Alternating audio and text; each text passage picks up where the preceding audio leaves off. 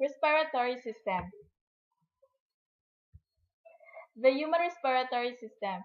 It is a system consisting of tubes and is responsible for the exchange of gases in humans by filtering incoming air and transporting it into the microscopic alveoli where gases are exchanged. Your respiratory system provides the energy needed by cells of the body to function according to their designated task. What is human respiration? The human respiratory system allows one to obtain oxygen and eliminate carbon dioxide. Breathing consists of two phases, inspiration and expiration. Inspiration is the process of taking in air, while expiration is the process of blowing out air. The human respiratory system is divided into two airways, the upper airway and the lower airway. Upper airway consists of mouth and nose, while the lower airway consists of epiglottis, trachea, esophagus, and lungs.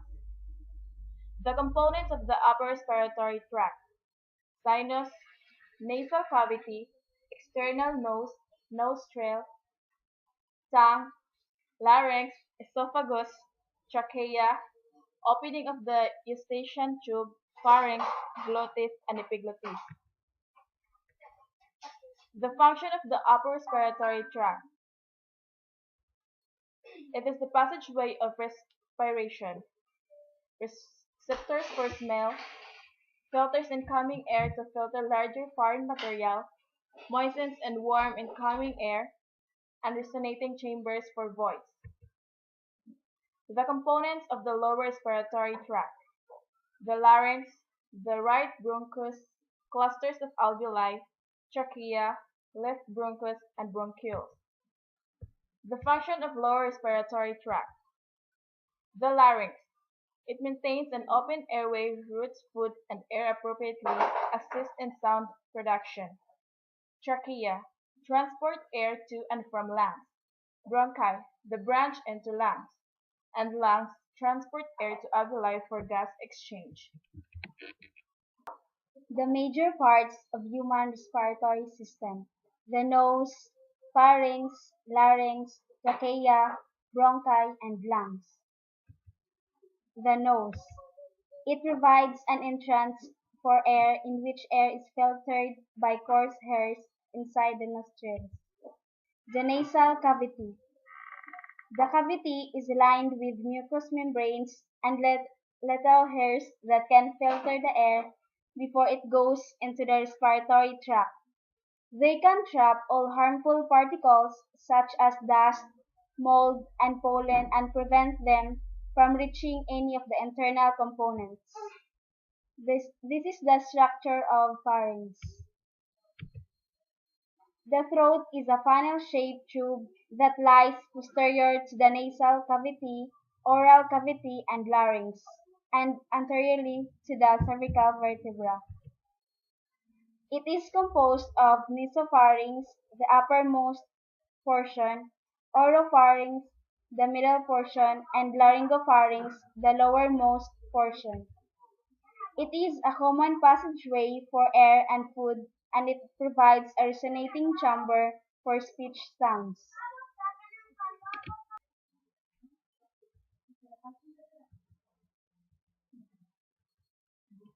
The larynx.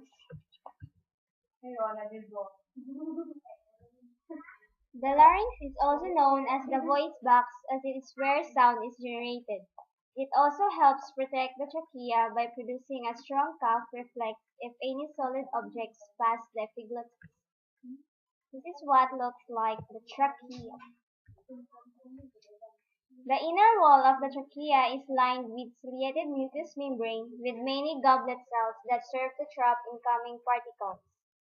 The trachea wall is supported by 20 incomplete cartilaginous rings. Next is the bronchi. The bronchi are the two main air passages into the lungs. They are composed of the right primary bronchus, which leading to the right lung, and left primary bronchus, which leading to the left lung. So this is the structure of the bronchial tree. Bronchial tree. It consists of branch tubes leading from the trachea to the alveoli. The bronchial tree begins with the two primary bronchi, each leading to a lung. The branches of the bronchial tree from the trachea are right and left primary bronchi. These further subdivide until bronchioles give rise to alveolar ducts which terminate in alveoli. It is through the thin epithelial cells of the alveoli that gas exchange between the blood and air occurs. The lungs. The paired, soft, spongy cone-shaped lungs, separated medially by the mediastinum and are enclosed by the diaphragm and thoracic cage. Two layers of serous membrane, collectively known as pleural membrane, enclose and protect each lung. Parietal pleura, outer layer attached to the thoracic cavity. Visceral pleura, inner layer covering the lung itself. Lobes of the lungs. The right lung has three lobes. Bron- bronchopulmonary segments of superior lobe, bronchopulmonary segments of middle lobe, and bronchopulmonary segments of inferior lobe. The left lung has two lobes, bronchopulmonary segments of superior lobe and bronchopulmonary segments of inferior lobe. Each lobe is composed of lobules that contain air passages, alveoli, nerves, blood vessels, lymphatic vessels, and connective tissues. The pleural cavity, a layer of serous membrane between the visceral pleura and the parietal pleura. It contains a lubricating fluid secreted by the membranes that prevents friction between the membranes and allows their easy movement on one another during breathing. The alveoli. They are cup-shaped outpouching lined by epithelium and supported by a thin elastic basement membrane. With that, you can imagine having bunch of grapes with each grape indicating an alveolus. Alveolar sacs are two or more alveoli that share a common opening.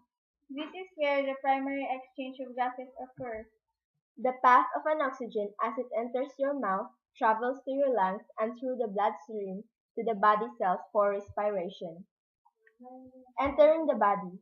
Every day, we breathe in a mixture of gases called air, which includes oxygen 21% and carbon dioxide 0.04%. Every time we breathe, we inhale oxygen and remove carbon dioxide from our body. We need oxygen so we can break down the food we eat to absorb and use the energy. This is a chemical reaction called respiration. Entering the body. When we breathe, the air travels down our trachea, also known as the windpipe, to the lungs. Inside the lungs, at the end of the trachea, it divides into two smaller tubes called bronchi. Entering the bloodstream. Then the air travels to even smaller tubes called bronchioles and then to the air sacs called alveoli. Entering the bloodstream. As we breathe, the alveoli are filled with air which stretches them, making them very thin. This is when oxygen can pass through the lung tissue into the bloodstream or capillaries. Once in the bloodstream, the oxygen locks onto the blood cells, making it oxygenated or turning red. The oxygen-rich blood then travels to the heart through the pulmonary vein and its branches. The heart pumps the oxygen-rich blood to the body.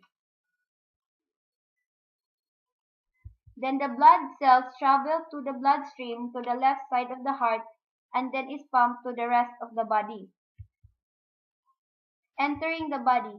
Once the blood cells reach the part of the body needed, the oxygen unlocks from the blood cells, making it deoxygenated or turning blue, and passes through the bloodstream to the body part needed to use the chemical reaction to use the energy from food.